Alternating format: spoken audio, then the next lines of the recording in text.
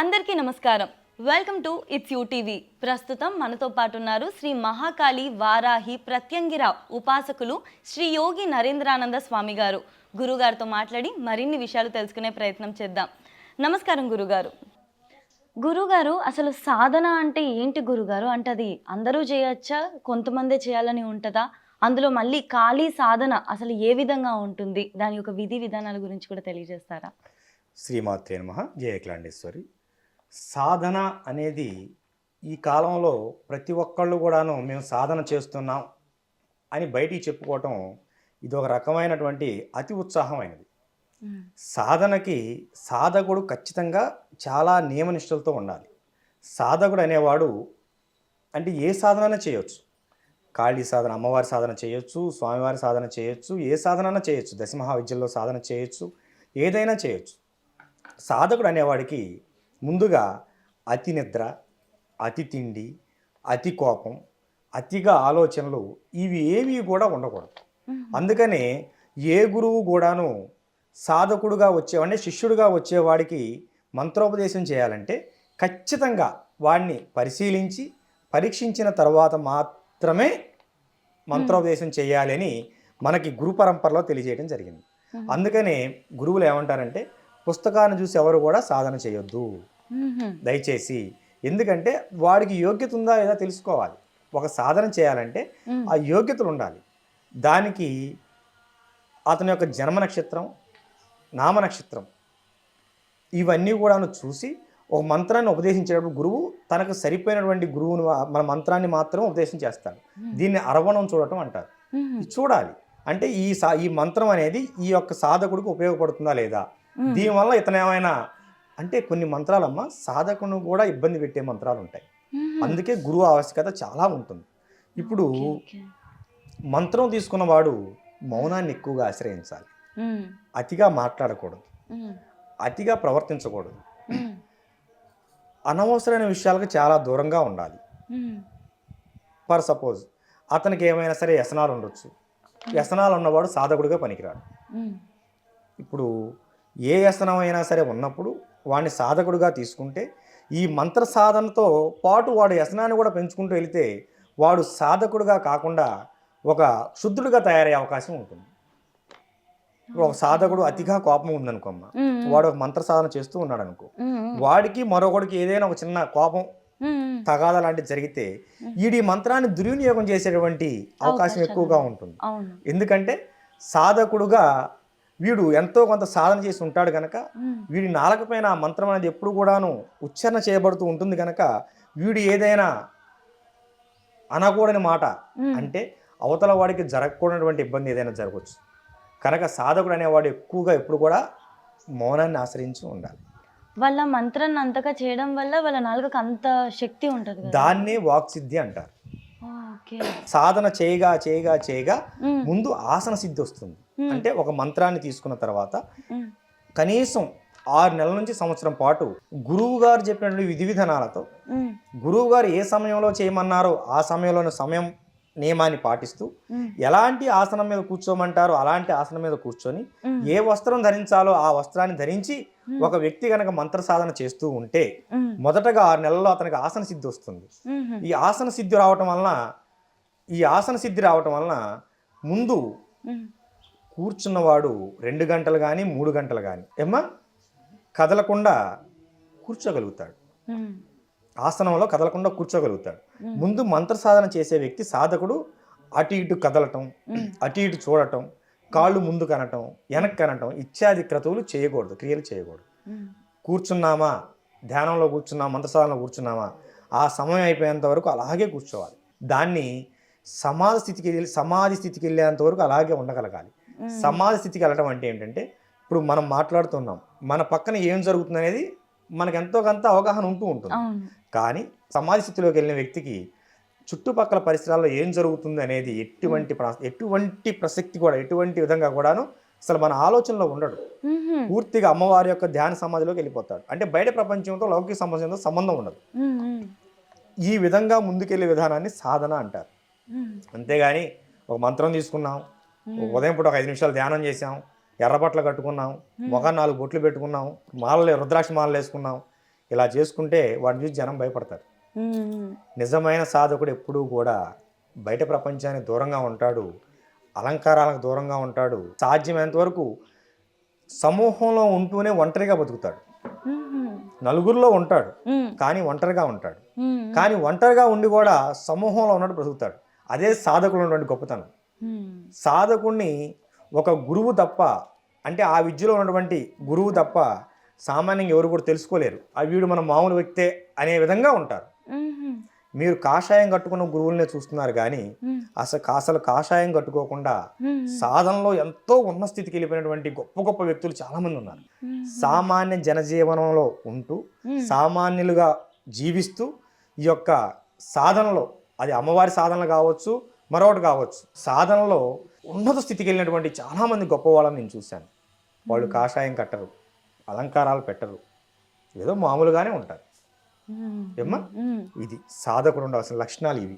గురుగారు, అసలు ఇంతమందిని చూస్తుంటున్నప్పుడు అందరు మేము సాధన చేస్తాము అని నేను విన్నదానికి ఇప్పుడు మీరు సాధన గురించి చెప్పిన ఒక వివరణకి ఎంత డిఫరెన్స్ తేడా ఉందో కదా గురుగారు. అంతే ఉంటుందమ్మా.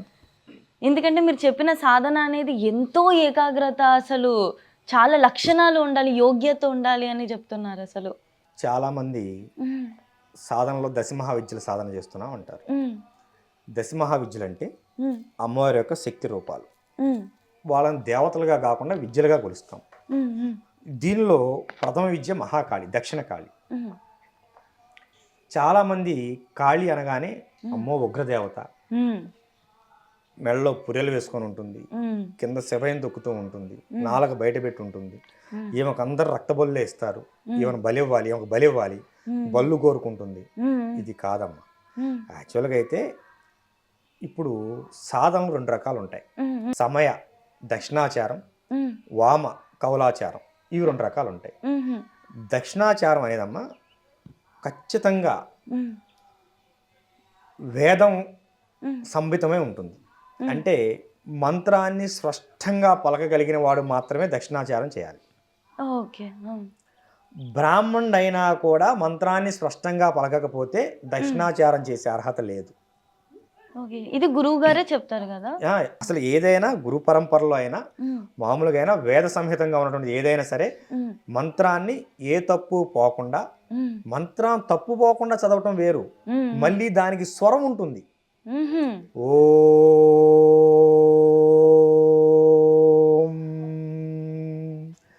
నమః శివాయ, ఓం నమః శివాయ అంటాం వేరు, స్వరంతో పలకటం వేరు. ఓకేనా? మంత్రాన్ని చదవటం వస్తే కాదు, దాన్ని స్వరంగా అనుష్ఠానం చేయగలిగి ఉండాలి.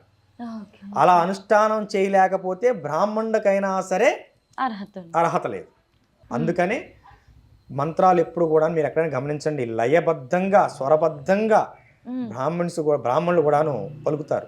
అంతేగాని మనం పుస్తకం చదువుతారా?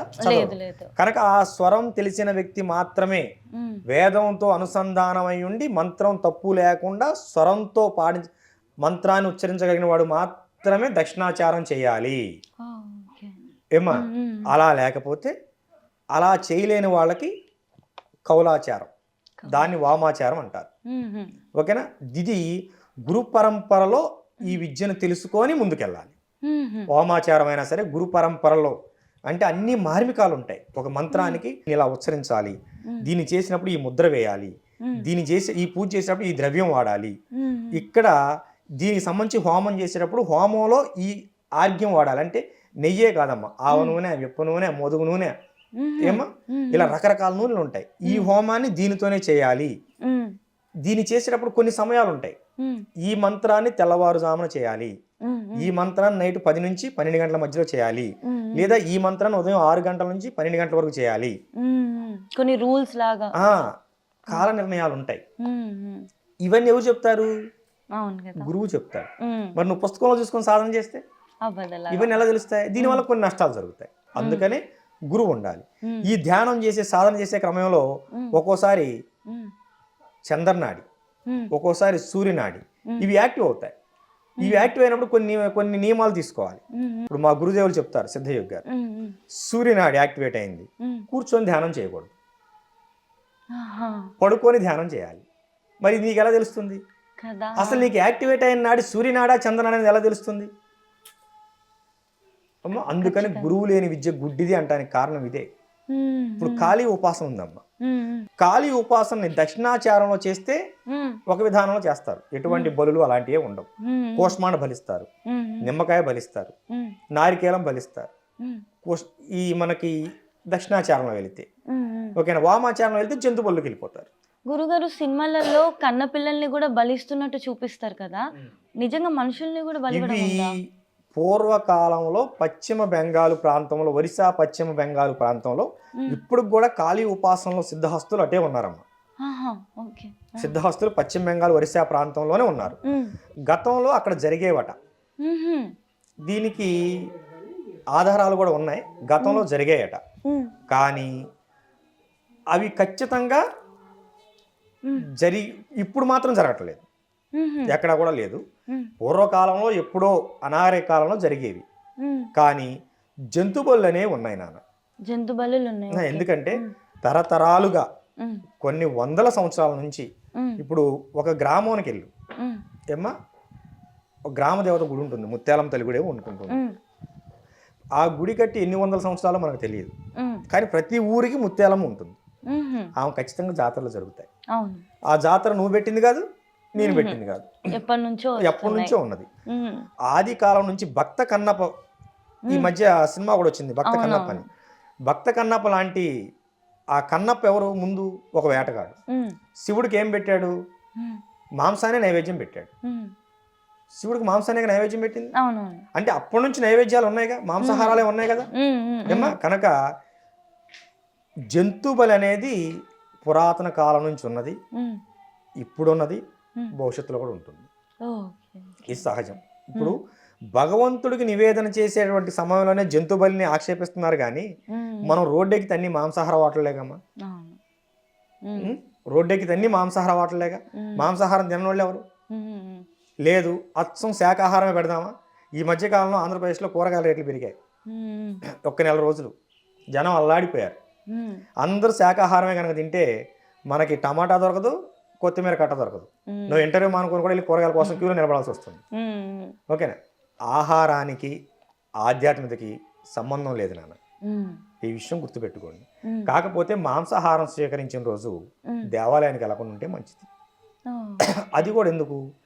మాంసాహారం అనేది రజోగుణానికి సంబంధించింది. మనం సాత్వికంగా ఉండాలి, దేవాలయానికి వెళ్ళినప్పుడు సాత్వికంగా వెళ్ళాలి. కనుక నువ్వు మాంసాహారం ఉడితే దాన్ని మైలు అంటారు, ఎందుకంటే చనిపోయిన ఒక జీవిని తింటావు కనుక. కనుక ఆ రోజు దానికి దూరంగా ఉండాలి, దేవాలయానికి కనీసం ఒక 3 గంటలన్నా దూరంగా ఉండాలి. ఎందుకంటే ఆ తీసుకున్న ఆహారం శరీరంలో అరిగేంత వరకైనా దూరంగా ఉండి తర్వాత నువ్వు దీపారాజన కూడా చేసుకోవచ్చు. ఉదయం కనుక నువ్వు మాంసాహారం తీసుకుంటే సాయంత్రం దీపారాజన చేసుకోవచ్చు స్నానం చేసి. అదే ఎందుకు అంటే దసరా పండుగ రోజు ఖచ్చితంగా మాంసాహారం అనేది చేయడం జరుగుతుంది కదా ఇంట్లో. పొద్దునలా చేసినప్పటికీ సాయంత్రం అందరూ గుడిలోకి వెళ్ళి జమ్మి బతుకమ్మలు ఆడతారు. అందుకని మీరు సమాధానం చెప్తుంటేనే లోపలి ప్రశ్న వచ్చింది, అంతలో మీరు దీనికి కూడా ఏమో బతుకమ్మలు ఆడతారు, బయటికి వెళ్తారు. కనుక అసలు మాంసాహారం అనేది మన ఆధ్యాత్మిక సంబంధం లేని విషయం అమ్మా. ఇప్పుడు ప్రవచనకర్తలు చూడండి, ఇప్పుడు చాగంటి వారు కానీ, గరికిపాటి వారు కానీ, సామవేదం వారు కానీ ఎవరైనా మాంసాహారం నిషేధం అని చెప్పారా? ఎవరికి నిషేధం? ఆచార్యులకు నిషేధం, ఆధ్యాత్మిక ప్రవచనకర్తలకు నిషేధం. నిత్యం గుళ్ళో భగవంతుని సేవ చేసే అర్చక స్వాములకు నిషేధం, ఏమో నిషేధం. అంతేగాని సామాన్యులకు నిషేధం కాదు. ఎందుకంటే వాళ్ళు కష్టపడాలి, వాళ్ళు పని చేయాలి ఏమ్మా. ఇప్పుడు ఎలాగో నేను హోమం చేయాలి, నేను బయటికి వెళ్ళి కట్టెలు నేను కొట్టుకొచ్చుకోలేనుగా. కట్టెలు కొట్టేవాడు నా దగ్గర కూర్చోబెట్టి ఉదయం సాయంత్రం వరకు, ఉదయం పూట కాస్త ఏదో అల్పాహారం తీసుకొని మధ్యాహ్నం హోమతో భోజనం పెట్టి సాయంత్రం హోమతో భోజనం పెడితే వాడు అక్కడికి వెళ్ళేసరికి వాడు బీపీ డౌనే పడిపోతాడు. వాళ్ళు తీసుకునే ఆహారం వాళ్ళు తీసుకోవచ్చు, ఆధ్యాత్మికకి ఆహారానికి సంబంధం లేదు. ఓకేనా. మాంసాహారం నిషేధం అని మనకి ఎక్కడా కూడాను ప్రకటించలేదు. ఈ యొక్క వచ్చినటువంటి ఇవి మనకి పంచమాకార సాధనలు కానీ ఈ కొన్ని సాధనలు ఉంటాయి, దీనిలో ఎవరికి తోచిన విధంగా వాళ్ళు చెప్పుకుంటున్నారు. కానీ పంచమాకార సాధనలో మంత్రం, మద్యం, మత్స్యం, ముద్ర, మ్మ్. మైథునం, ఇవన్నీ ఏవైతే ఇచ్చారో మ్మ్. ఇవన్నీ వాస్తవంగా వామాచారంలో ఉన్నాయి. మ్మ్. మ్మ్. కానీ కొన్ని పరిధులు ఉంటాయి. మ్మ్. ఎలా పడితే అలా, ఎక్కడ పడితే అక్కడ, ఏ క్రియను పడితే ఆ క్రియను ఉపయోగించకూడదు. ఓకే. అదేవిధంగా ఖాళీ సాధకులు అంటే మ్మ్. శ్మశానంలోనే చేయాలి, మ్మ్. ఇంట్లో చేయకూడదు. మ్మ్. ఎవరు చెప్పారు? మ్మ్. ఏమ్మా, శ్మశాన కాళి అని ఇందాక ఏదో అడిగావు. మ్మ్. శ్మశాన కాళి ఇప్పుడు త్రైలింగ స్వామి మ్మ్. మన రాజమండ్రి దగ్గరే ఉన్నారు ఆయన గారు. మ్మ్. త్రైలింగ స్వామి మ్మ్. 300 సంవత్సరాలు బ్రతికారు. మ్మ్. ఆయన శ్మశాన కాళీ చేశారు. అంటే ఏంటి గురుగారు, అంటే శ్మశానకాళి అమ్మవారి విశిష్టత ఏంటి? చెప్తానా? శ్మశానం ఇప్పుడు అందరు అమ్మవార్లు విశిష్టత ఒకటేనా? ఆ. రూపాలు వేరు, మ్మ్. మన భావనలు వేరు. మ్మ్. ఏమ్మా, సాధన చేసే విధానాలు కొన్ని వేరుంటాయి. మ్మ్. అంతేగాని ఏదైనా మంచికే. మ్మ్. అమ్మ భోజనం వండి నలుగురు పిల్లలకు సమానంగా పెడుతుంది, మ్మ్. అందరూ ఆకలి తీరుస్తుంది. మ్మ్. అదేవిధంగా ఆధ్యాత్మిక ప్రపంచంలో నువ్వు చేసే సాధన అనేది మంచి కోసం అయినప్పుడు మ్మ్. ఏ సాధన చేసినా తప్పులేదు. అంతే. మ్మ్. ఇప్పుడు శ్మశాన కాళి, మ్మ్. చాలామంది శవాల మీద కూర్చొని సాధన చేయాలి, మ్మ్. శ్మశానంలో దిగంబరులుగా సాధన చేయాలి, మ్మ్. ఇంకా రకరకాలు చెప్తారు. అవి ఇంటర్వ్యూలో చెప్పలేము. మ్మ్. రకరకాల సాధనలు చెప్తూ ఉంటారు. మ్మ్. కానీ త్రైలింగ స్వామి 300 సంవత్సరాలు బ్రతికాడు. ఆహా. వాళ్ళ అమ్మగారు చనిపోతే వాళ్ళ అమ్మగారు శవాన్ని ఎక్కడైతే దహనం చేశారో అక్కడే 20 సంవత్సరాల నుండి సాధన చేశాడు. మ్మ్. మరి ఆయన శ్మశాన కాలికి ఏ ఒక్క మ్మ్. బలు ఇవ్వలేదే. అంతిమంగా కాశీలో వెళ్ళి జల సమాధి అయ్యారు. మ్మ్. ఎక్కడా కూడా ఆయన ఎక్కడ మాంసాహారం ముట్టలేదే. మ్మ్. మరి ఆయన గారు చేసిన శ్మశాన కాళీయేగా. ఎన్నో అద్భుతాలు చేశారు. మ్మ్. నగ్నంగా తిరుగుతున్నారని చెప్పి బ్రిటిష్ వాళ్ళు తీసుకెళ్లి జైల్లో పెడితే వాళ్ళు తాళమేగిన వచ్చి ఆయన బయట తిరుగుతుండేవాడు. ఆహా. అది ఆన్ ద రికార్డ్. ఇది ఎవరో మనం ఊహించి చెప్పింది కదా, ఆన్ ద రికార్డ్ రియల్ గా జరిగింది. ఆయన బ్రిటిష్ జడ్జి అప్పుడు న్యాయ నిరాధక అధికారి, నువ్వు ఇన్ని చేస్తున్నావు కదా, అంతా ఒకటే అంటున్నావు కదా, నేను మాంసాహారం తీసుకుంటాను, నువ్వు కూడా మాంసాహారం తినమన్నాడు త్రైలింగ స్వామి గారిని. కోర్టులో జరిగింది. మ్మ్. ఆయన అశుద్ధం తీసి నువ్వు అశుద్ధం తిను, నేను ఆ మాంసాహారం తింటా అన్నాడు. మ్మ్. అశుద్ధం ఎలా తింటారంటే నేను తింటాను చూడను కానీ ఆయన చేతులు రసగొల్ల అయిపోయాయి, అలా తినేసాడు. ఆయన అశుద్ధాన్ని ఆయన మ్మ్. రసగొల్లగా మారిపోయాయి. మ్మ్. ఇది ఆన్ ద రికార్డు. మ్మ్. శ్మశాన కాళీ సాధకులు అలా ఉత్తమంగా ఉంటారు. ఈ పిచ్చి పిచ్చి వాళ్ళు చెప్పినట్టు రకరకాల బొట్లు పెట్టుకొని ఒళ్ళంతా ఏదో రాసుకొని, ఓకేనా, జుట్టు ఇలా పెంచుకొని ఎరబోసుకొని బీభత్సంగా ఉండరు. త్రైలింగ స్వామి వారిది మొత్తం నున్నగా బోడుకుండు. మ్మ్. ఏమ్మా, ఈ గురుగారు ఇందుకు శ్మశాన అని అట్లా ముందు పేరు అట్లా వచ్చింది, అక్కడ చేస్తారు కాబట్టా? కాదమ్మా, కాళీలో రకాలు ఉంటాయి. దక్షిణ కాళి, భద్రకాళి, చండీ కాళి, ఉగ్రకాళి, శ్మశాన కాళి, ఇలా రకాలు ఉంటారు. Okay okay. ఓకేనమ్మా. ఆ విధంగా ఉన్నటువంటి ఆమె యొక్క రూపాల్లో అది ఒక రూపం. అదే అదే. ఇప్పుడు రామకృష్ణ పరమహంస గారు ఉన్నారు. ఆయన గారు కూడా కాళీ సాధకులే. ఆయన గారు ఏ బొల్లు ఇచ్చారు? స్వామి వివేకానంద కూడా కాళీ సాధకుడే, తెలుసా? రామకృష్ణ పరమహంసను అయితే పిచ్చోడు అన్నారు, ఉన్మాది అన్నారు. ఏమ్మా, ఆయన చేయని క్రియలేవి. ఓకే. కాళిదాసు ఒక గొర్రెల కాపరి, గోవుల కాపరి, లోపల గదిలో కూర్చొని అమ్మవారి గుడిలో కూర్చొని తలుపేసుకొని, నువ్వు నాకు నేను అడిగింది ఇస్తేనే నీకు గుళ్ళో అమ్మవారు తలుపు తీస్తానని చెప్పి అడ్డం కూర్చుంటాడు. అమ్మవారు తలుపు తీసుకుని లోపల రాలేదా? తలుపు అడ్డం అమ్మవారికి. ఏమంటే ఏం కావాలో నీకు? నాకు విద్య కావాలంట. వారికి విద్య అంటాం కూడా రాదు. అమ్మ విద్యే, అమ్మ విద్య అని అడుక్కున్నాడు. అమ్మవారు నాలుక మీద బీజాక్షరాలు రాసింది. బీజాక్షరాలు రాస్తే అప్పటికప్పుడు అమ్మవారి మీద పెద్ద ఒక మనకి ఒక పారాయణమే చెప్పాడు. అమ్మవారి గురించి స్తోత్రం చెప్పాడు, పారాయణం చేశాడు, స్తోత్ర పారాయణం చేశాడు.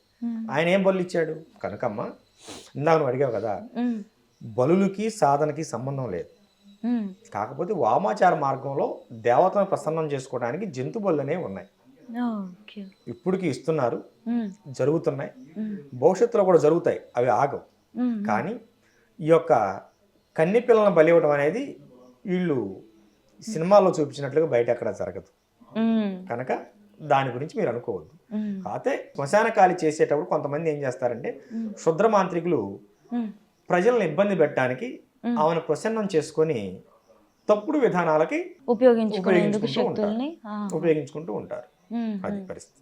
అలా బలి ఇస్తున్నారు అని అంటే అది వాళ్ళు ఆల్రెడీ తప్పుడు మార్గంలో ఉండి తప్పుడు శక్తుల కోసం ప్రయత్నిస్తున్నారనే కదా అది. ఇప్పుడు జంతు బళ్ళు అనేవి చాలా ఉన్నాయమ్మా. అది కామన్. అది కామన్.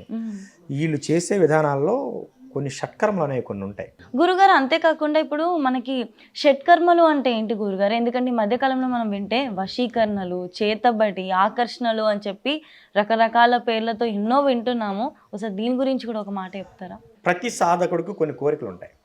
ప్రతి సాధకుడి లక్షణం ఏంటంటే షట్కర్మలు సాధించడం అనేది ఒక లక్ష్యం. అందులో ఈ యొక్క ఉపాసనా మార్గంలో అసలు ప్రత్యేకించి సాధించాల్సిన అవసరం లేదు. ఉపాసనా మార్గంలో ఒక సిద్ధ గురువు దగ్గర గనక నువ్వు సాధన చేయగలిగితే, ఆ గురువు ఇచ్చిన మంత్రం ఒక్కటి నువ్వు సాధన చేసుకుని ఆ మంత్రాన్ని కనుక సిద్ధించుకోగలిగితే నీ జీవిత కాలంలో ఈ షట్కర్మలన్నీ ఆటోమేటిక్గా వశమైపోతాయి. వీటికి లోను కాకూడదు. కాకపోతే ఈ కాలంలో ఇది ఒక వ్యాపారం అయిపోయింది. షట్కర్మలు అంటే నాన్న వశీకరణం, ఆకర్షణ, ఉచ్చాటన, విద్వేషణ, స్తంభన, మారణ, ఇవి 6 రకాల క్రియలు ఉంటాయి, కర్మలు ఉంటాయి. ఒక్కొక్క దానికి మళ్ళీ 4 రకాల ఉపక్రియలు ఉంటాయి. వశీకరణానికి, ఆకర్షణకి, ఉచ్చాటనకి, విద్వేషణకి, స్తంభనకి, మారణకి మళ్ళీ ఒక్కో దానికి 4 రకాల ఉపకర్మలు ఉంటాయి, ఉపక్రియలు ఉంటాయి. ఈ మధ్య ఏమవుతుందంటే ప్రతి ఒక్కళ్ళు మేము వశీకరణ చేస్తాం, మేము ఆకర్షణ చేస్తాం. అసలు వశీకరణం అంటే ఏంటి నాన్న? భగవంతుడికి మనం వశమైపోవటం. ఒక సాధకుడు ఏం కావాలమ్మా? సాధకుడికి ఏం కావాలి? భగవంతుని వశం చేసుకోవాలి. అమ్మవారికి నేను ఒక కాళీ ఉపాసకుడికి నాకేం కావాలి? నాకు అమ్మవారి వశం కావాలి. నేను అమ్మవారి వశం అయిపోవాలి. అప్పుడు నాకు ఇంకో విషయాలు ఎవరినో వశీకరణ చేసుకోవాల్సిన అవసరం ఏమిటి కదా? అవునా? ఇప్పుడు ఎప్పుడైతే అమ్మవారిని వశం చేసుకోగలుగుతామో, సాధకుడు వశం చేసుకోగలుగుతాడో, ఈ యొక్క సాధకుడు కుటుంబం మొత్తం అమ్మవారి నీడలోకి వెళ్ళిపోతుంది. అమ్మవారి సాధకుల మీద క్షుద్ర ప్రయోగాలు ఎలాంటి పని చేయవు. తాత్కాలికంగా చేయొచ్చు, చేసిన వాడే నాశనం అయిపోతాడు. అంతే. ఎవడైతే అమ్మవారి సాధకుల జోలికి వస్తాడో వాడు వంశం నిర్వీర్యం అయిపోతుంది. ఎందుకని? మనం ఎక్కడ ఉంటాం? అమ్మవారి నీడలో ఉంటాం. అవును. వాడు ఈ సాధకుల మీద ప్రయోగం చేయాలంటే ఎవరికి చేయాలి? ముందు అమ్మవారి చేయాలి. నువ్వు అమ్మవారి మీద చెడు తలంపు చేసినప్పుడు నీ వంశం నాశనం అయిపోతుంది. అంతే కదా? అవునా? వశీకరణం అంటే అది నాన్న. అంతేగాని స్త్రీ వశీకరణం చేస్తాం, పురుషుడు వాళ్ళు నీచులు, నికృష్ట జనం ఎత్తాలి. మళ్ళీ రానున్న కాలం ఎలాంటి వశీకరణాలు చేసిన వాళ్ళు అంటే ఉంటది, కానీ అసలు అది కరెక్ట్ కాదు. అసలు ఆ విధానమే కరెక్ట్ కాదు నాన్న. అసలు వశీకరణం అనే కాన్సెప్ట్ లో మనం భగవంతుడికి వశం కావటం, భగవంతుని మనం వశం చేసుకోవటం, ఇంతే. అసలు భగవంతుని మనం వశమైనప్పుడు మన యొక్క జీవితాన్ని తీసుకెళ్లి భగవంతుని పాదాల దగ్గర పెట్టినప్పుడు ఇక మనకి ఏం కావాలి? అంతే. అవును. ప్రకృతే వశమైపోతుంది. అవును గురుగారు. ఇప్పుడు ఇందాక చెప్పాను కదా, త్రైలింగ స్వామి వారు శ్మశానం ఖాళీ చేశారు. అడవిలో సాధన చేసుకుంటే పులులు, సింహాలు వచ్చి పక్కన కూర్చున్నాయి. వశీకరణం అంటే అది. ప్రకృతిలో మనం లయం అవటం, ప్రకృతిని మనలో లయం చేసుకోవటం, అది వశీకరణం అంటే. ఇవన్నీ కాదు, ఇవన్నీ కాదు. అసలు ఇవన్నీ నమ్మొద్దు. వశీకరణంకి మీరు చెప్పిన మీనింగ్ ఏదైతే ఉందో, అర్థము, ఇది ఎంత చక్కగా ఉంది. బయట మనం వింటున్న వశీకరణ అనగానే భయం వేసేలాగా దాని మీనింగ్ ని క్రియేట్ చేస్తారు. అసలు అది కరెక్ట్ కాదు నాన్న. ఏదో వాళ్ళు బ్రతుకు తెరువు కోసం 1,00,000 చెప్తూ ఉంటారు. ఇకపోతే ఆకర్షణ, ప్రకృతిలో ప్రతిదాన్ని ఆకర్షించటం. ఈ ఆకర్షణ అనేది నీలో ఉంటుంది, నాలో ఉంటుంది, ఇంకొకళ్ళలో ఉంటుంది. నీలో ఏదో ఆకర్షణ ఉంది కనుకే కదా 100 మంది వస్తే నిన్ను సెలక్షన్ చేసి నేను ఇక్కడ కూర్చోబెట్టింది. దాన్ని ఆకర్షణ అంటారు. ఒక భూమిలో ఆకర్షణ ఉన్నంత వరకే పంట పండుతుంది. దాన్ని భూమిలో జీవం అంటారు. దాంట్లో సత్తువు కోల్పోతే పంట పండదు, చౌటి నేల అయిపోతుంది. దాన్ని ఆకర్షణ, జీవం కోల్పోవడం అంటారు. మనిషిలో ఒక జీవం ఉండాలి, ఒక ఆకర్షణ ఉండాలి. మన పక్కన ఉన్నవాడే చూస్తుండగానే ఒక ఉన్న స్థాయికి ఎదిగిపోతాడు. ఎందుకంటే వాడికి ఆకర్షణ ఉన్నది. ప్రకృతి నుంచి ఆ కాస్మోటిక్ ఎనర్జీని ఆకర్షించే శక్తి ఉంటుంది. దాన్ని ఆకర్షణ అంటారు. అంటే ఆకర్షణ అంటే ఏంటంటే ప్రకృతిలో ఉన్నటువంటి కాస్మోటిక్ ఎనర్జీని మనం దగ్గరికి తీసుకోగలగటం. దాన్ని తీసుకోవడం వల్ల ఏమవుతుందంటే ఆ మనిషికి తెలియని ఒక ఆకర్షణ, నలుగురిలో పలుకుబడి, ఒక జంతువు. ఇప్పుడు మనకి బెంగళూరులో మన దత్తపీఠాధిపతి ఉన్నారు, దత్తులు వారు. ఆయన గారి దగ్గరికి పక్షులన్నీ వస్తాయి. చిలకల్లో ఆయన చుట్టూ చిలకలు, రామ చిలకలు, పావురాళ్ళు చాలా ఉంటాయి. ప్రకృతితో మమేకం అయిపోవటం, ప్రకృతితో మమేకం అయిపోవటం. మనం 10 మందికి సహాయకారిగా ఉంటాం. ఒక గురువు ఉన్నాడమ్మా, ఎక్కడో ఉంటాడు, అడవుల్లో ఉంటాడు. అతని గురించి ఈ ఫోన్లు ఏం ఉండవు, కానీ అతని దగ్గరికి వందల వేల మంది భక్తులు వెళ్తూ ఉంటారు. ఎలా వెళ్తారు? అంటే ఆకర్షణ. ఆకర్షణ. ఆకర్షణ ఎక్కడి నుంచి వస్తుంది? నేచర్, ప్రకృతిలో నుంచి వస్తుంది. ప్రకృతి చెప్పాలి, నువ్వేంటి అనేది ప్రకృతి చెప్పాలి. అర్థమైందా? నేను చెప్పుకోకూడదు, ఇంకొకళ్ళు చెప్పకూడదు, ప్రకృతి చెప్పాలి. అది ఆకర్షణ అంటారు. గురుగారు, ఇప్పుడు సాధారణంగా అందరిలో ఈ ఆకర్షణ అనేది ఉంటది అని అన్నారు కదా, ఎందుకు కొంతమందిలో ఎక్కువగా ఉంటది? ఒకవేళ దాన్ని పెంచుకోవాలి అని అంటే ఏమైనా ఉంటాయా? సాధన చేయాలి, సాధన చేసి దానంతట అదే పెరుగుతుంది. ఇప్పుడు కొంతమంది గురువులు బయటికి రాకపోయినా వాళ్ళు వెతుక్కుంటూ భక్తులు వస్తారు. అవును. కొంతమంది గురువులు నిత్యం బయట ఉన్నా కూడా వాళ్ళు పక్కన ఉన్నా కూడా ఎవరిని వాళ్ళని అసలు ఎవరు పలకరించకుండా వెళ్ళిపోతారు, పట్టించుకోరు. ఎందుకని? వాళ్ళు ఆకర్షణ కోల్పోయారని లెక్క. ఆకర్షణ కోల్పోయారని లెక్క. కనుక ప్రతి దాంట్లో కూడా ఆకర్షణ ఉండాలి. నువ్వు బయటికి వెళ్ళు, ఇంట్లో ఒక చిలుకను కొందామని వెళ్ళావు, అక్కడ వందలాది చిలకలు ఉంటాయి, ఏదో ఒక్క చిలకే నేను ఆకర్షించుద్ది. ₹1 ఎక్కువైనా సరే దాన్నే కొంటావు, ఎందుకంటే దానిలో ఆకర్షించే గుణం ఉన్నది. ఓకేనా? కనుక ఈ వశీకరణాలు, ఆకర్షణలు అనేవి దైవానికి సంబంధించినవి, ప్రకృతికి సంబంధించినవి. కొందరు వ్యక్తిగతంగా ఉపయోగించుకుంటున్నారు, అది తప్పు. ఇవి షట్కర్మలో మొదటి 2. మూడోది స్తంభన. స్తంభన అంటే స్తంభించిపోవటం, ఇది శుద్రకర్మ. గురుగారు, ఈ స్తంభన విషయంలో వస్తే బగలాముఖి అమ్మవారికి దీనికి సంబంధం ఏంటి గురుగారు? బగలాముఖి అంటే బ్రహ్మాస్త్రం, దేన్నైనా స్తంభించజేస్తుంది. పురాణ కాలం, మన మహాభారత రామాయణ కాలంలో బ్రహ్మాస్త్రం వేశారు, అర్జునుడు బ్రహ్మాస్త్రం వేశాడు అని అంటారు కదా. శస్త్రమే, వాళ్ళ దగ్గర ఉండేది ఆయుధమే, ఒక బాణం ఉంటుంది, దాన్ని ఈ మంత్రంతో సంపూటీకరించి దాన్ని అస్త్రంగా మార్చి వేస్తాడు. సో అది ఎదుట నుండి ప్రపంచం మొత్తాన్ని స్తంభింపజేస్తుంది. దాని ప్రభావం ఎంతవరకు ఉందో అంతవరకు మొత్తం స్తంభింపజేస్తుంది. బగలాముఖి బ్రహ్మాస్త్రం.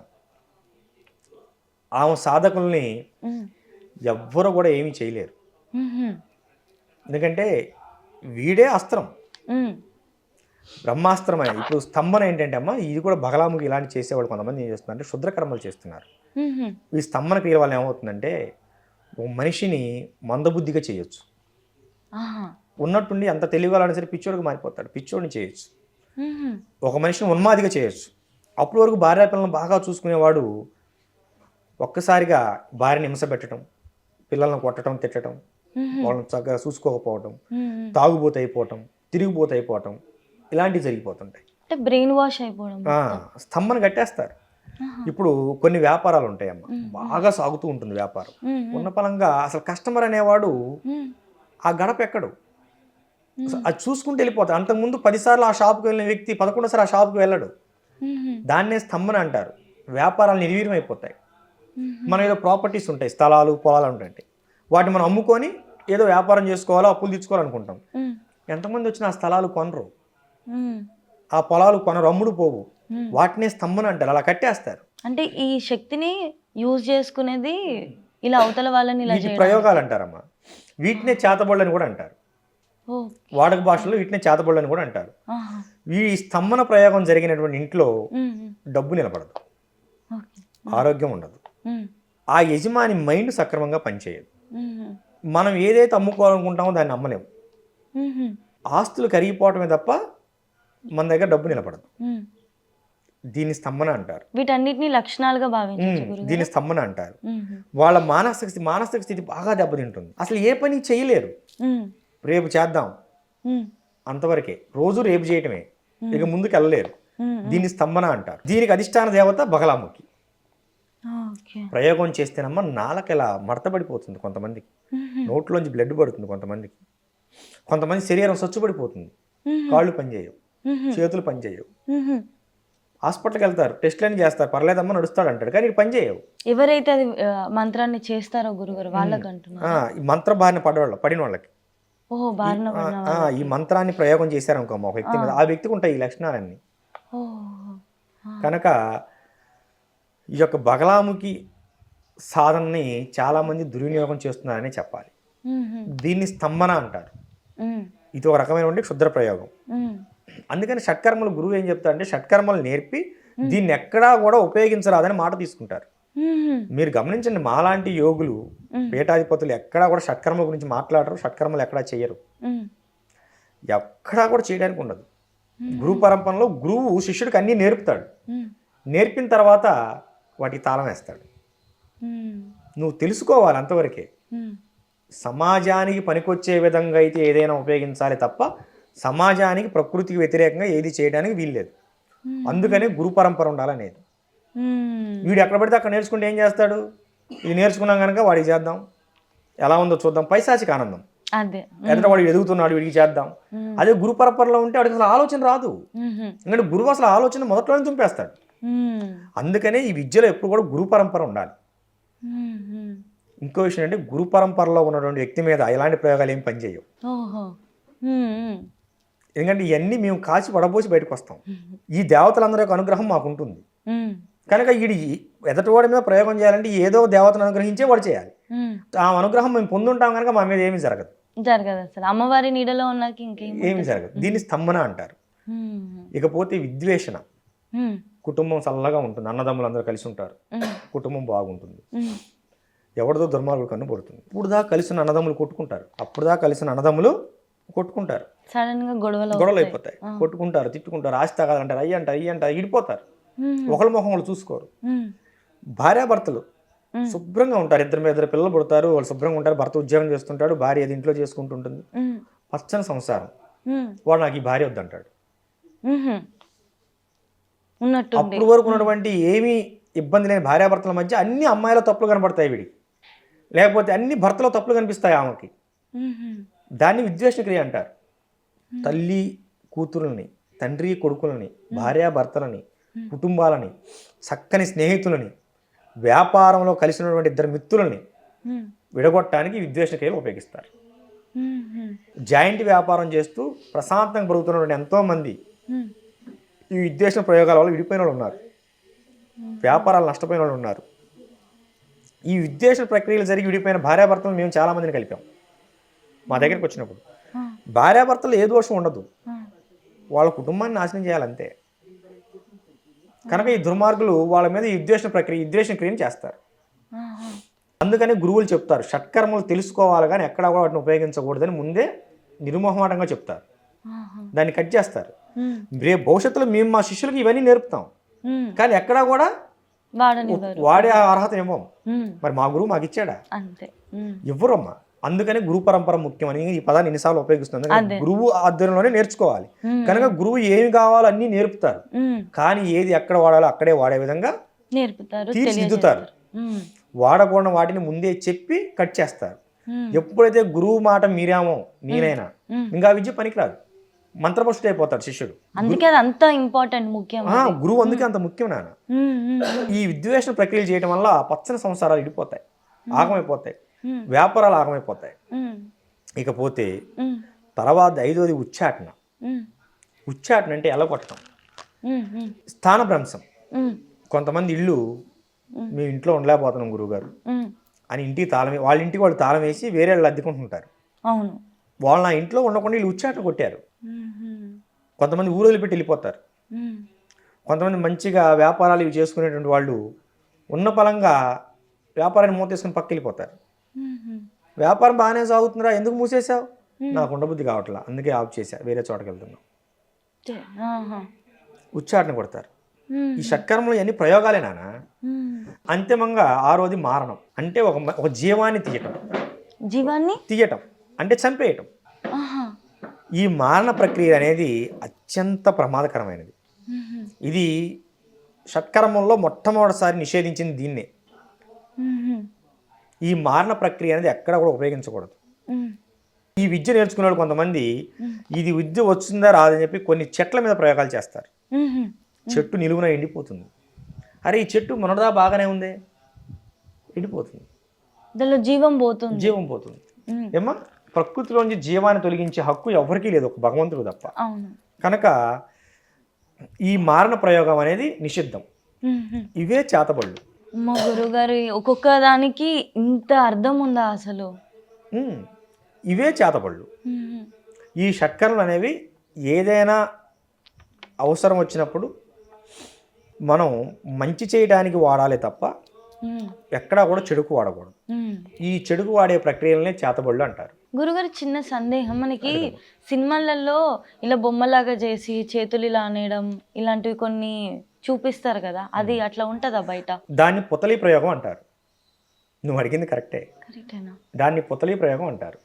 ఒక బొమ్మను చేసి, ఓకేనా, దాన్ని ఇవి యొక్క ఆవాహన ప్రక్రియను చేసి దానికి మేకులు ముళ్ళు లాంటివి గుచ్చుతారు. గుచ్చితే ఎవరికైతే ఈ ప్రయోగం చేస్తారో ఆ వ్యక్తి కాండ్రాని బాధలు తల్లాడిపోతుంటాడు. ఏదో గుచ్చుకున్నట్టు ఉంటుంది, ఒకటే బాధ. ఆ బాధ ఎవరికైనా చెప్తే నవ్వుతారు, ఎందుకంటే దీనికి గ్యారంటీ లేని బాధ కదా. బాధ ఇంకోటికని చెప్తే నవ్వుతారు. డాక్టర్ దగ్గరికి వెళ్తే డాక్టర్ గారు చూస్తాడు, ఇవాళ అన్ని రకాల టెస్టులు వచ్చాయి, ఈ టెస్టులో బయటపడదు, నాన్న నీకేం పర్లేదని ఏదో నొప్పులు ట్యాబ్లెట్ ఇచ్చి పంపిస్తాడు. వీడికి నిద్ర పట్టదు. ఏమ్మా అలాంటి ప్రయోగాలు ఉన్నాయి, దాన్ని పుతలి ప్రయోగం అంటారు. మేకులు గుచ్చటం, ముళ్ళు గుచ్చటం, చిత్రహింస. ఒకళ్ళు ఒంటి నిండా ముళ్ళ మండ తీసుకొని కొట్టినట్టుగా ఉంటుంది. మొన్న ఒక భక్తుడు వచ్చాడు నా దగ్గరికి, గురుగారు రేగిమండ తీసుకొని కొట్టినట్టే ఉందని, అబ్బో అమ్మో అంటున్నాడు నా ముందు కూర్చొని. ఏమో ఇవన్నీ ఆ ప్రయోగాలు, బొమ్మలు చేసేవి దిక్కుమాలిన ప్రయోగాలు. ఉన్నారమ్మా దుర్మార్గులు. కాకపోతే చాలామంది సైంటిఫిక్గా ఇవి నమ్మరు కనుక మనం లేవనుకోకూడదు. ఇప్పుడు ఒకటి నానా, నేను అదే అడగాలనుకుంటున్నా గురు, అంటే సైన్స్ ఇవన్నీ ఉన్న తర్వాత ఇప్పుడు ఒక నొప్పి కలుగుతుందంటే అది బాడీలో జరుగుతున్న ఏదో ప్రాబ్లం అని అనుకోవచ్చు. అసలు ఏ ప్రాబ్లం లేకుండా ఎక్స్టర్నల్గా ఒక ఫోర్స్ ద్వారా ఎలా గురుగారు అసలు ఇది? అమ్మ గెలీలియో అనేవాడు టెలిస్కోప్ 16వ శతాబ్దంలో కనుక్కున్నాడు. అంటే ఇప్పటికి 400 సంవత్సరాల క్రితం. అప్పుడు ఈ నవగ్రహాలను చూశాడు. శ్రీశైల దేవస్థానం ధ్వజస్తంభం వయసు 3000 సంవత్సరాలు. అప్పటి నుంచే నవగ్రహాలు ఉన్నాయి. మనోళ్ళు ఆల్రెడీ నవగ్రహాలను అప్పుడే చూసి ప్రతిష్ఠ చేశారు. సైన్స్ ముందుందా, మనం ముందున్నామా? ఏమో ఎన్ని వేల సంవత్సరాలు ఒక్కొక్క దేవస్థానానికి. మా గ్రామంలో శివాలయం ఉంది 1400 సంవత్సరాలు. 1400 సంవత్సరాలు. ఏమ్మా అక్కడ ఆల్రెడీ నాగ ప్రతిష్టలు జరిగాయి, నవగ్రహ ప్రతిష్టలు జరిగాయి. వీళ్ళు టెలిస్కోప్ కనుక్కొని 400 సంవత్సరాలు. మా గ్రామంలో శివాలయం కట్టి 1400 సంవత్సరాలు. టెలిస్కోప్ ముందా, మనం ముందా? అంటే భవిష్యత్తులో మన ఋషులు అన్ని దర్శించారమ్మా. అనుష్ఠానంతో మంత్రంతో అన్నీ సాధ్యమే. కాకపోతే దానికి ఒక నిర్దిష్ట పద్ధతి ఉంటుంది, దాని ప్రకారం ముందుకెళ్ళాలి. అలా నిర్దిష్ట పద్ధతిలో కూడా ప్రయోగాలు చేసి మనుషులను హింసించేటువంటి వ్యక్తులు ఉన్నారు.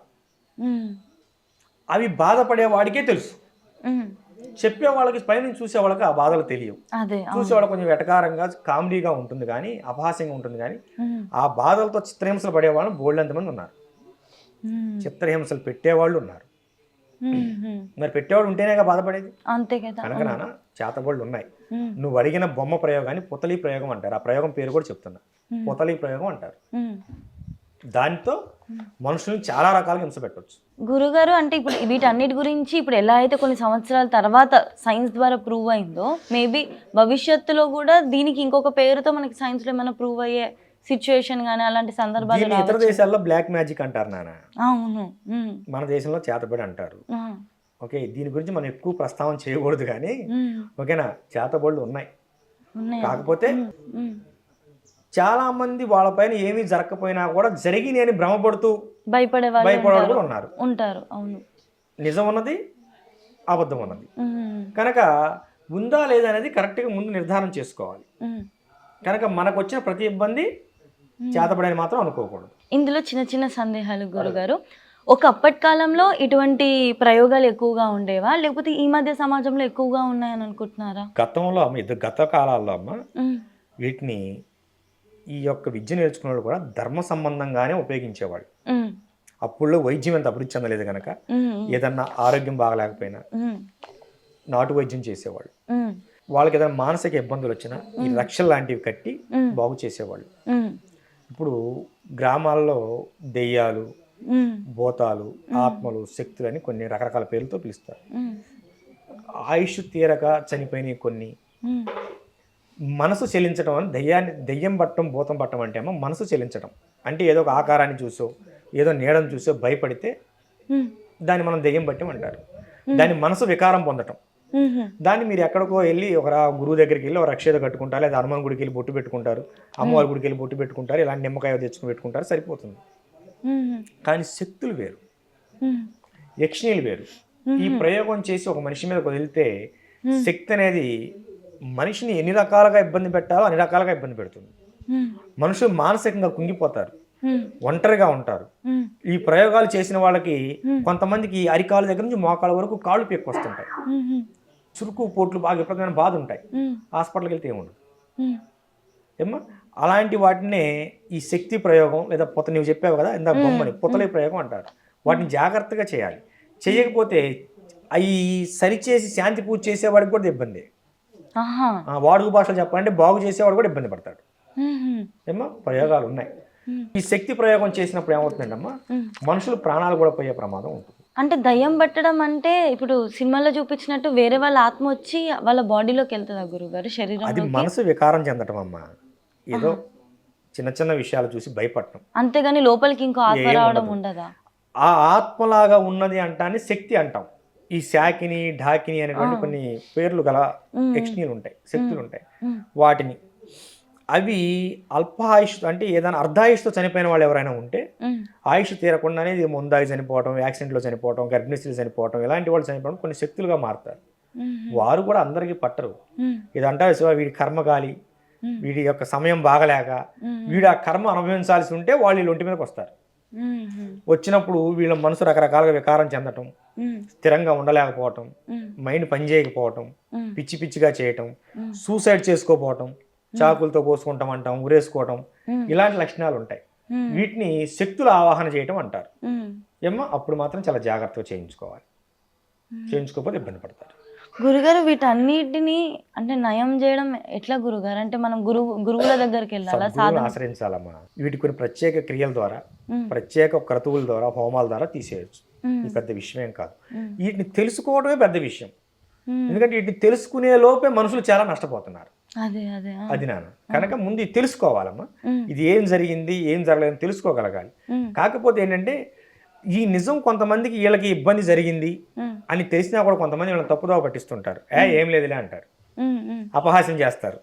వీడు ఇదేం పట్టిందా ఏమన్నా, ఈ కాలంలో ఇవన్నీ ఉన్నాయా అని అంటాడు. వీడు మాత్రం ఏదైనా అవసరం అయితే వెళ్ళి గురువు దగ్గరికి వెళ్ళి చూపించుకొని వస్తాడు. ఎదట వాళ్ళు మాత్రం పక్కదారి పట్టిస్తారు.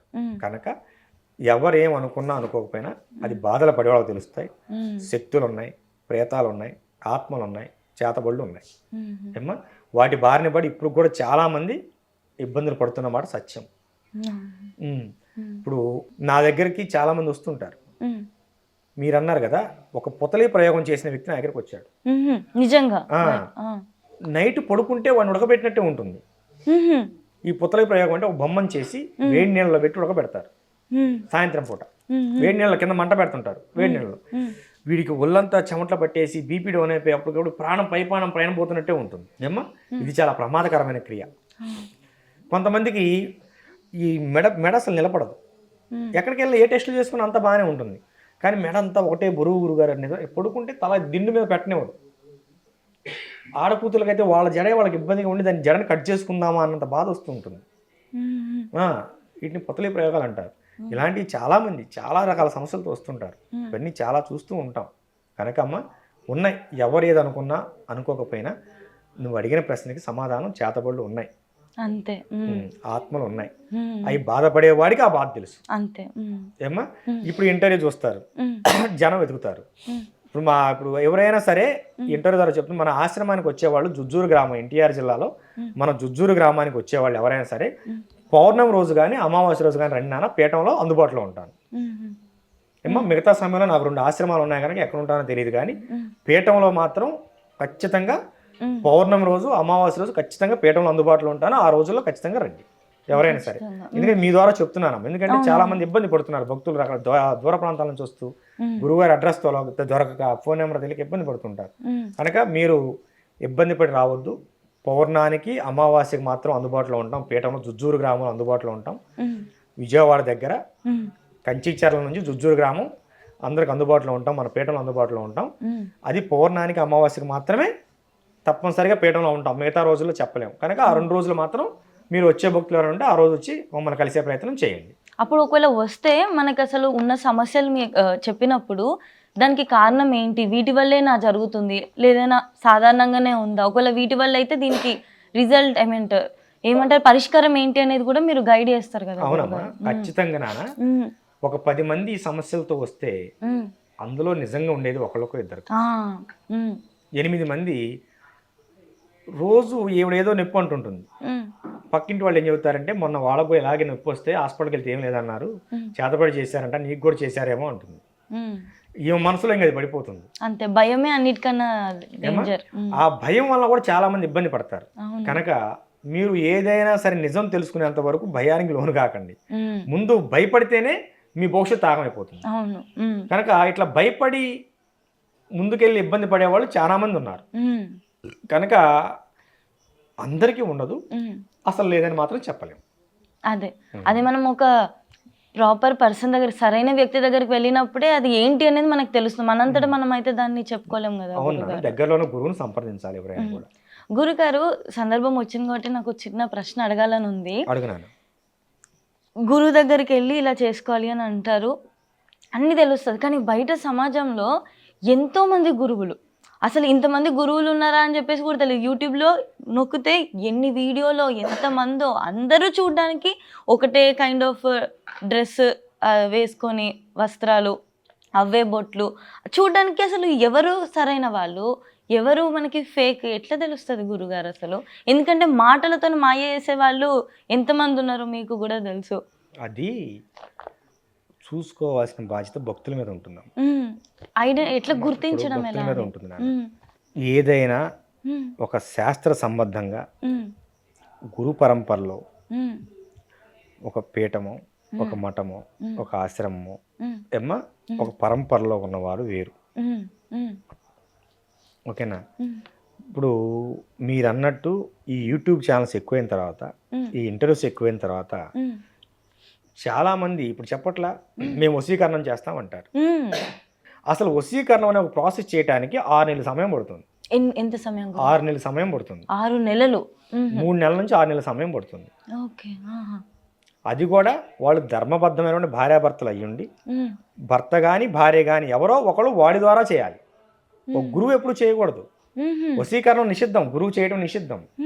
ఇప్పుడు ఒక ఆడకూతురు వచ్చి, అయ్యా నా భర్త ఇలా పరాయి స్థితితో ఉంటున్నాడు, నన్ను ఇలా ఇబ్బంది పెడుతున్నాడు, నా పిల్లలు నన్ను పట్టించుకోవట్లేదు అంటే మనం ఆమెతో అతనికి ఆ వశీకరణం చేయించాలి. అంతేగాని మనం చేయకూడదు. వీడు ఎప్పుడైతే నేను చేస్తా అన్నాడో అక్కడే అర్థమైపోవాలి అతను గురువు కాదనే విషయాన్ని మీరు అది గమనించాలి. ఏమ్మా? కనుక ఏదైనా ప్రజలు అప్రమత్తంగా ఉండాలి, జాగ్రత్తగా ఉండాలి. ఇక్కడ ప్రయోగాలు కూడా చాలా రకాలు ఉంటాయమ్మా. కొన్ని ప్రయోగాలు మనం తీసివేసినా కూడా వాళ్ళకి వెంటనే రిజల్ట్ రాదు. ఎందుకంటే వాళ్ళు కర్మ అనుభవించాల్సి ఉంటుంది కొంతకాలం పాటు. కనుక ఆ కర్మ అనుభవించే సమయం పోయేంత వరకు కొంతమందికి పోదు. లక్షల ఖర్చు పెట్టి చేసిన ఒక 3 నెలల నుంచి 6 నెలల పాటు అనుభవించాల్సిన క్రియలు ఉంటాయి, అనుభవించే పోతాయి. అంతే. కొన్ని వాటి ప్రభావం ఉంటుంది, వెంటనే కొన్ని క్షణాల్లో తగ్గిపోతాయి. కనుక ఇది కూడా ఉంటుంది. ఇప్పుడు ఒక వ్యక్తికి ఒక బలమైన ఇబ్బందితో వచ్చాడు అనుకున్నాను, అతనికి మనం ఒక హోమం చేస్తాం, ఒక ప్రత్యంగరానో చండియో బగలానో ఏదో చేస్తాం, వారాహి చేస్తాం. కొంతమందికి ఆ క్షణంతో రిలీఫ్ అయి వెళ్ళిపోతారు. కొంతమంది 3 నెలలకు కూడా ఫోన్ చేసి గురుగారు కొంచెం ఇబ్బంది ఉందండి, మళ్ళీ తర్వాత 10 రోజులకు ఫోన్ చేసి ఫ్రీ అయిపోయామని అంటాడు. అంటే వాడు ఇంకో 3 నెలలు ఆ కర్మ అనుభవించాల్సిన అవసరం ఉంది కనుక అనుభవించాడు. కనుక కొన్ని వీటికి వెంటనే రిజల్ట్ రావు, కొన్నాళ్ళు సమయం పడుతుంది. అదే విషయాన్ని మనం గమనించాలి. ఇప్పుడు షట్కర్మలు అంటే ఏంటో తెలుసుకున్నాం గురుగారు. అంతేకాకుండా అసలు ఏ విధంగా వాటికి పరిష్కారం దొరుకుతుందని కూడా తెలుసుకున్నాము. అసలు ఇలాంటి వాటివి మన జోలికి కూడా రావద్దు అని అనుకుంటే, ఇలాంటివి ఏవి మన జోలికి రావద్దు అనుకుంటే ఏమైనా జాగ్రత్తలు తీసుకోవచ్చా మనము? నిత్యం నామస్మరణ, మీ కులదైవాన్ని మరవద్దు. ప్రతి ఒక్కళ్ళకి అంకమ్మ తల్లో, పోలేరమ్మ తల్లో, ఉప్పలమ్మ తల్లో, దుర్గమ్మ తల్లో, వెంకటేశ్వర స్వామి, రాములు వారు, ఇట్లా కులదైవం, నరసింహస్వామి, ఇలా కులదైవం ఉంటారు. మీ కులదైవ ఆరాధన ఎప్పుడు కూడా మరవకండి. మీ కులదైవం ఆరాధనే మీకు ఎప్పుడు శ్రీరామ రక్ష. ఈ విషయాన్ని గుర్తుపెట్టుకోండి. కులదైవాన్ని ఎప్పుడు కూడా మరవద్దు. అంకమ్మన్న మహాకాళి అన్న ఒకటే, ఏమో గ్రామ దేవత. అంకమ్మ అంటే గ్రామ దేవత, ఎప్పుడు మరవద్దు. కనీసం సంవత్సరంలో 2 సార్లు అయినా సరే గ్రామ దేవత ఆలయాన్ని దర్శనం చేయండి. మీ గ్రామంలో ముత్యాలమ్మే ఉన్నది, ఒక ఆదివారం వెళ్ళి ఒక నిమ్మకాయల దండ వేసిరండి కుటుంబ సమేతంగా. ఓకేనా? ఒక కొబ్బరికాయ కొట్టిరండి. మీకు జాతరలో మాంసాహారులు ఒక ఏటపోతునో ఒక కోడినో అమ్మవారికి తర్పణం చేసుకొని రండి, మీకు అది రక్ష. ఒక గురువుగా నేను ఈ మాట చెప్పడానికి ఏమాత్రం కూడా మొహమాట పడను, ఎందుకంటే మనకు జాతరలు ఉన్నాయి కనుక అలాంటి తప్పే లేదు. మీకు అలవాటు చేసుకొని రండి. ఒక బ్రాహ్మణుని వెళ్ళి బలిస్తే తప్పు, కానీ నువ్వు వెళ్ళి చేసుకుంటే తప్పే ఉంది ఏమా, చేసుకోండి. మీరు నిత్యం ఏదో ఒక నామస్మరణ చేయండి. నారాయణ నారాయణ, నీకు శివయ్య అంటే ఇష్టం, శివయ్య శివయ్య. ఒక నరసింహ అంటే ఇష్టం, స్వామి. నిత్యం నామస్మరణ చేయండి. శ్రీమాత్రే నమః, ఓం నమో నారాయణాయ, ఓం నమ శివాయ, ఓం నారసింహాయ, నమ శ్రీ ఆంజనేయం ప్రసన్నాంజనేయం, రామ రామ రామ. ఇలా ఏదైనా నిత్యం నామస్మరణ చేయండి, మీకు ఇబ్బంది ఉండదు. మీకు ఏదైనా బలమైన ఇబ్బంది జరుగుతుంది అనుకుంటే, ఇలాంటి జరిగింది అనుకుంటే, మీ గ్రామ దేవత ఆలయానికి వెళ్ళి, మీ గ్రామంలో ఉండే ఆలయం, ఒక ముత్యాలం తల్లి ఆలయం, ఒక 5 శుక్రవారాలు కానీ 5 ఆదివారాలు కానీ వెళ్ళి అమ్మవారికి పసుపు నీళ్ళతో అభిషేకం చేసి, ఒక 2 బిందెలు 3 బిందెలు పసుపు నీళ్ళతో అభిషేకం చేసి, అమ్మవారికి 21 లేదా 51 నిమ్మకాయలు దండేసి కొబ్బరికాయ కొట్టి రండి. అక్కడ అమ్మవారి దగ్గర కుంకుమ పసుపు కుంకుమ వేసి అవి మీరు బొట్టు పెట్టుకుని రండి. వస్తూ వస్తూ ఆ కుంకుమ కొంచెం తెచ్చుకొని మళ్ళీ వారం వరకు ఆ బొట్టు పెట్టుకోండి. ఇలా 5 వారాలు చేయండి. చిన్న చిన్న సమస్యలు ఏమైనా అయితే, ఈ భూతప్రేత బాధలు, చిన్న చిన్న ఏదైనా మీరు దాటుడు సమస్యలు, చిన్న చిన్న సమస్యలు ఏమైనా ఉంటే క్షుద్ర బాధలు తొలగిపోతాయి. అప్పటికి కూడా తొలగకపోతే అప్పుడు మీరు గురువుని ఆశ్రయించండి. ఇంట్లో ఏవేవో శబ్దాలు వినపడతాయి, అవి ప్రయోగం తాలూకు ఆనవాళ్ళు, గజ్జె సౌండ్ వినపడుతున్నాయి, శబ్దాలు వినపడుతున్నాయి. అక్కడ ఇంట్లో ఏం చేయాలి, మీరు అప్పుడు లలితా పారాయణం చేయించుకోండి. మీ ఇంట్లో మీకు చేతబడి జరిగిందని అనుమానం కలిగింది, లలితా పారాయణం చేయించండి. లేదు, ఇంట్లో రుద్రాభిషేకం చేయించండి. ఏమా 2 అర్చకులను తీసుకొచ్చుకొని రుద్రాభిషేకం చేయించుకోండి. లేదు, చండీ పారాయణం చేయించుకోండి. లేదు, ఏదైనా వ్రతం నోము నోచుకోండి, సత్యనారాయణ స్వామి వ్రతం లాంటి నోములు నోచుకోండి. ఏదైనా ఇంట్లో కుటుంబ కలహాలు ఇలాంటి ఇబ్బందులు ఏమైనా ఉంటే, చిన్న చిన్న సమస్యలు ఏమైనా ఉంటే ఖచ్చితంగా తొలగిపోతాయి. ఇవి చేసినా కూడా తొలగకపోతే అప్పుడు మీరు సద్గురువులను ఆశ్రయించండి. ఖచ్చితంగా ఈ విషయాలను పాటించండి. ముందు మీకు అనుమానం కలిగినప్పుడు లలితా పారాయణం చేయించుకోవటం కానీ, ఇంట్లో రుద్రాభిషేకం చేయించుకోవటం కానీ, వేద పారాయణం చేయించుకోవటం కానీ, లేదా చండీ పారాయణం చేయించుకోవటం కానీ, లేకపోతే ఏదైనా వ్రతాలు నోములు నాటి నోచుకోవడం కానీ చేసుకోవాలి. ఏదైనా జరగగానే మీరు బయటికి మంత్రగాళ్ళ దగ్గరికి తంత్రగాళ్ళ దగ్గర పరిగెత్తాల్సిన అవసరం లేదు. ఇప్పుడు ఇవన్నీ పాటించండి. ఇవన్నీ పాటించే క్రమంలో మీకు కనుక ఉపశమనం లభించకపోతే అప్పుడు మంత్రగాళ్ళ దగ్గర కాకుండా గురువులను ఆశ్రయించండి. ఇది విషయం.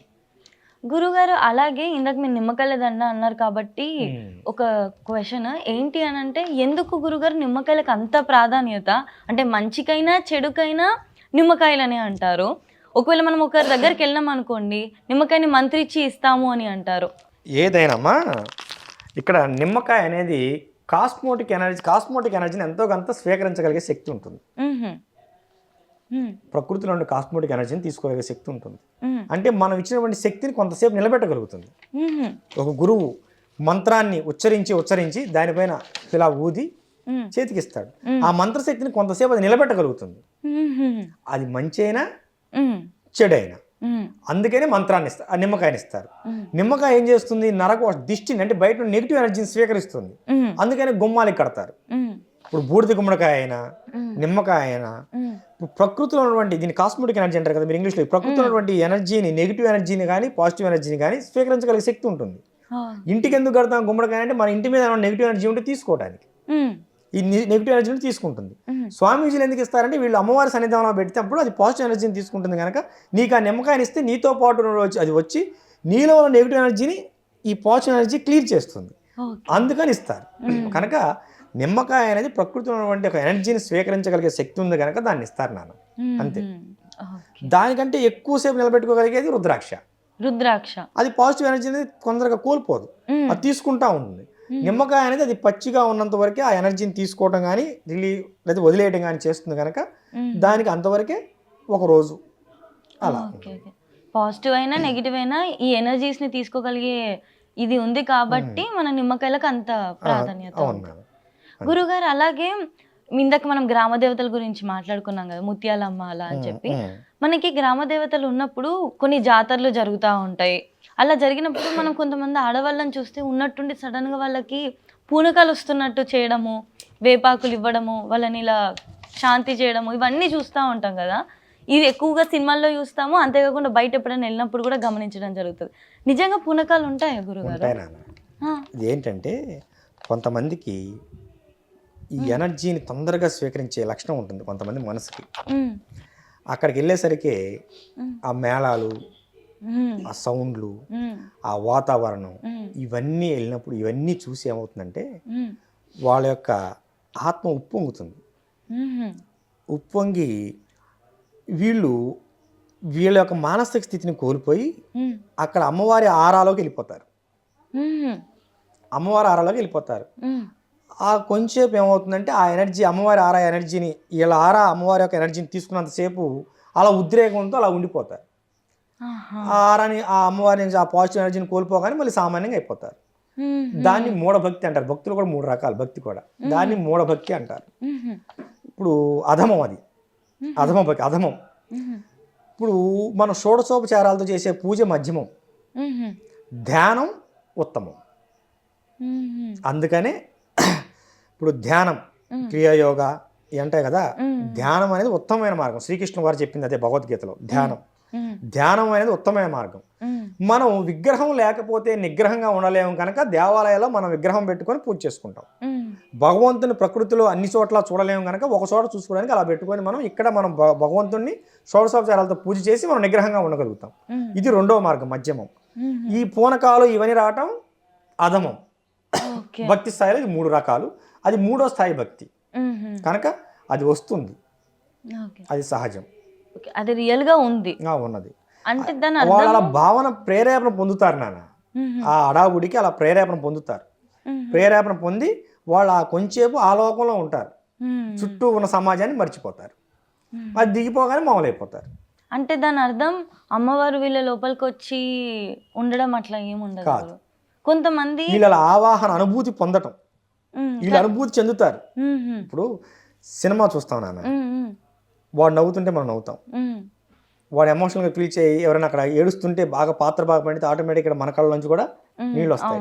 ఒక్కో సందర్భంలో ఏదో ఘర్షణ వాతావరణం ఏర్పడినప్పుడు అక్కడ కొట్టేవాడి కంటే ముందు మనమే వాడిని కొట్టాలనే ఫీలింగ్ లోన్ అవుతాం. అది నిజం కాదనే విషయం నీకు తెలుసుగా. నువ్వేగా టికెట్ తీసుకొని వెళ్ళింది సినిమా హాల్లోకి, నిజం కాదనే విషయం తెలుసుగా. అక్కడ కాదు, కళ్ళ మీద ఉన్న దృశ్యం నీ మనసును అలా రంజింపచేసింది. అదేవిధంగా వీళ్ళకి అమ్మవారి సన్నిధిలో వెళ్ళినప్పుడు వీళ్ళు మనసు అలా ఉప్పొంగి అలా రంజింపబడి అలా ప్రవర్తిస్తారు.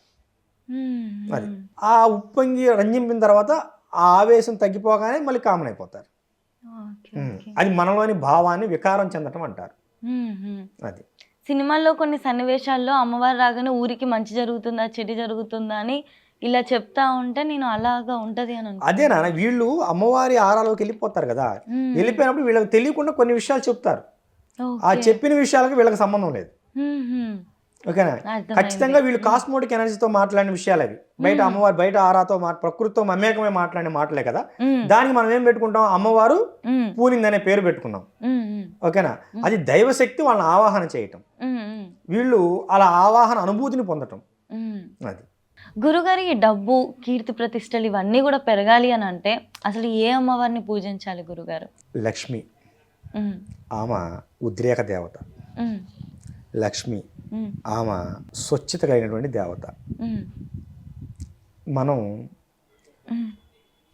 లక్ష్మీదేవి నిలబడాలంటే ముందు ఆమెను గౌరవించడం నేర్చుకోవాలి. ధనం లేకుండా ఏమీ జరగదు. పూర్వకాలం నుంచి కూడా రాజులు కూడా ప్రజల దగ్గర పన్నులు వేసి వసూలు చేసి ధనాగారాన్ని ఏర్పాటు చేసేవాళ్ళు. ఎందుకు? కరువు కాలంలో ప్రజలను ఆదుకోవటానికి. ధనం మూలం ఇదం జగత్. ముందు నువ్వు డబ్బును గౌరవించడం నేర్చుకో. వచ్చిన డబ్బుని ఎలా పొదుపు చేయాలో నేర్చుకో. ఎలా ఖర్చు పెట్టాలో కాదు, ఖర్చు పెట్టడం అందరూ నేర్పుతారు, అసలు నేర్పాల్సిన అవసరం కూడా లేదు. డబ్బుని ఎలా పొదుపు చేయాలో నేర్చుకో. నీకు 10 రూపాయల ఆదాయం వస్తే ఖచ్చితంగా అందులో 25% ఒక మూలధనం కింద పక్కనేయాలి. అంటే ఇంకొక 25% నీకు ఎమర్జెన్సీ ఫండ్ కింద పక్కన పెట్టుకోవాలి. అంటే నీకు ఈ పని రేపు దొరకపోతే ఏమ్మా, రేపు బ్రతకడానికి ఉండాలి కదా. పెద్దలు అంటారు 6 నెలల బతిని పెట్టుకొని మగాడు ఇంట్లో సంసారాన్ని చూసుకోవాలి. అంటే 6 నెలల పాటు ఏ పని లేకపోయినా నీ కుటుంబాన్ని నువ్వు పోషించుకునే విధంగా నీకు ఒక మూలధనం ఉండాలి. అదేవిధంగా ఎటువంటి కష్టం వచ్చినా కూడా ఖర్చు చేయకుండా డబ్బును కొంత తీసి దాచిపెట్టుకోవాలి. ఇంగ్లీష్లో చెప్పాలంటే సేవింగ్స్లో పెట్టాలి. ఎమర్జెన్సీ ఫండ్ వేరు, సేవింగ్స్ వేరు. ఈ 2 డివైడ్ చేసిన తర్వాత మిగిలిన 50%లోనే నువ్వు నిత్య అవసరాలు చేసుకోవాలి. అప్పుడు ఒక 6 నెలల తర్వాత నీకు ఉద్యోగం పోయిందనుకున్నావు, ఒక 2 నెలలు ఉద్యోగం దొరకలేదు, నీకు వచ్చిన ఇబ్బంది ఏముంది? నీకు ఆల్రెడీ 6 నెలలకి ఎమర్జెన్సీ ఫండ్ ఉందిగా, అవునా? ఒక 4 సంవత్సరాల తర్వాత ఒక ఇల్లు కొనుక్కుందాం అనుకుంటున్నావు, నువ్వు అప్పుడు లోన్లు తీసుకోవాల్సిన అవసరం ఏంటి? నీ ఉద్యోగం వచ్చిన కాడ నుంచి ఒక 25% పక్కన దాచిపెడుతున్నావు కదా, ఆ డబ్బు పెట్టి ఉద్యోగం కొనుక్కో, ఆ ఇల్లు కొనుక్కో. ఈఎంఐలు పెట్టి ఏమీ చేయొద్దు. ఇది ఎవ్రీ మంత్ వాడికే వాడు నెలమాసికం పెండాకుడు పెట్టుకున్నట్టే. వీడు తిన్నా తినకపోయినా ఈఎంఐ కట్టాలి. కనుక అప్పు చేసి కొన్న వస్తువు, అవసరం కోసం మన దగ్గరికి చేరిన మనిషి, ఈ 2 మనవి కావు. ఈ విషయం గుర్తుపెట్టుకోండి. అప్పు చేసుకున్న వస్తువు మనకి ఎప్పుడు మంద కాదు. నువ్వు అప్పు చేసి కొంటావు, ఒక ఏసీ కొంటావు, దాన్ని తీర్చేసరికి 3 సంవత్సరాలు అవుతుంది. ఈ 3 సంవత్సరాల లోపల ఇది పాతదైపోతుంది. అప్పుడు మళ్ళీ కొత్త మోడల్ ఇంకోటి వస్తుంది. ఏం చేస్తావు? మళ్ళీ దీన్ని మారిస్తే మళ్ళీ ఈఎంఐ, ఎవ్రీ మంత్ మాసికం, జీవితకాలం. ఓకేనా? కనుక కొంచెం ఆలస్యమైన అమ్మ, ఈఎంఐల బారిన పడకండి. మీకు ఉన్న రూపాయిని దాచుకోవడం నేర్చుకోండి. ఖర్చు పెట్టడం కాదు, ముందు దాచుకోవడం నేర్చుకోండి. దాచుకోవడం నేర్చుకున్న వాడు ఎప్పుడూ కూడా జీవితంలో ఓడిపోయినట్టు, ఒకని దేహాన్ని అడిగినట్టు ఎక్కడా కూడా లేదు. నీ దగ్గర ₹1,00,000 ఉన్నాయి, నీ ఇంటి చుట్టుపక్కల ఏమైనా స్థలం వస్తే కొనుక్కో, లేకపోతే బంగారం కొనుక్కో. నీకు సంవత్సరం తర్వాత నీకు 50,000 అవసరమైనాయి, నీ బంగారాన్ని బ్యాంకులో పెట్టుకో, తీసుకొచ్చి నువ్వు వాడుకో. ఇది అసలు చాణక్యుడు చెప్పినటువంటి ఆర్థిక సూత్రం. నేను చెప్పింది మీకు, ఇది నాది కాదు, చాణక్యుడు చెప్పినటువంటి ఆర్థిక సూత్రం. మనకు అప్పు మనమే ఇచ్చుకోవాలంటాడు. మనం దాచుకున్న డబ్బులో నుంచి మనం అప్పు కింద తీసుకొని మళ్ళీ అప్పు తిరిగి కట్టుకోవాలి. మళ్ళీ మన డబ్బు మనకు అక్కడ ఉంటుంది. అంతేగాని ఎదటి వాళ్ళ దగ్గర చేయి చాపటం కాదు. కనుక ఎప్పుడు కూడా ఎమర్జెన్సీ ఫండ్ ఏర్పాటు చేసుకోవాలి.